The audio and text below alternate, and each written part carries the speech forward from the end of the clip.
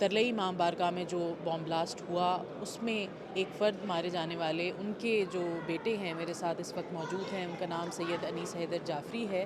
क्या कहेंगे, सिचुएशन इस तरह की है, कुछ जो भी आप कहना चाहें। देखिए मैडम, ये मरना जीना तो हक़ का रास्ता है, लेकिन वालिद साहब मेरे एक तो रोज़े में थे, दूसरा सजदे की हालत में, जब बम ब्लास्ट हुआ तो वो सजदे की हालत में थे।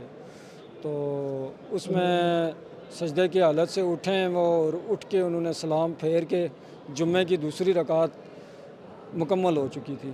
सलाम फेर के उन्होंने दीवार के साथ टेक लगा के वो बुला रहे हैं लोगों को कि आओ मुझे उठाओ, मैं ज़ख्मी हूँ। और उनको लेके आए हैं, हॉस्पिटल में लेके आए हैं, पिम्स हॉस्पिटल में। वहाँ पे भी इमरजेंसी में वो होश में रहे, लेकिन उसके बाद वो नहीं सर्वाइव कर सके।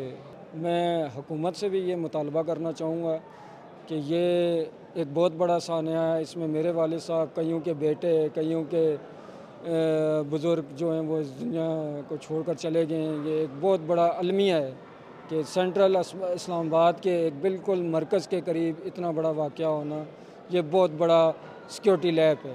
इनका पोता और मेरा भतीजा जो है वो इस वक्त वेंटिलेटर पे है पिम्स हॉस्पिटल में। उसके एक तो लीवर में लगा है कोई शेल, और दूसरा उसके सर में लगा है। वालिद साहब हैं और दूसरा मेरा भतीजा है। जो वालिद साहब तो डेथ हो गई है और भतीजा जो है वो वेंटिलेटर पे है। उसके बाद मेरे एक अम्मी के चाचू हैं गुलंदाज हुसैन शाह, वो भी जो है वो शहीद हो गए हैं इसी वाक़े के दौरान। जिनकी डेथ हुई है, शहीद हुए हैं, वो मेरे मामू हैं। तो एक कज़न का बेटा शहीद हुआ है और एक कज़न शहीद हुआ है। जहाँ पाँव रखो वहाँ लाश ही थी। जिस एम्बुलेंस में था उसमें 5 डेड बॉडी थी जो लेके आए हैं। उसमें एक ज़िंदा था, वो क्या सब एक्सपायर थे बंदे।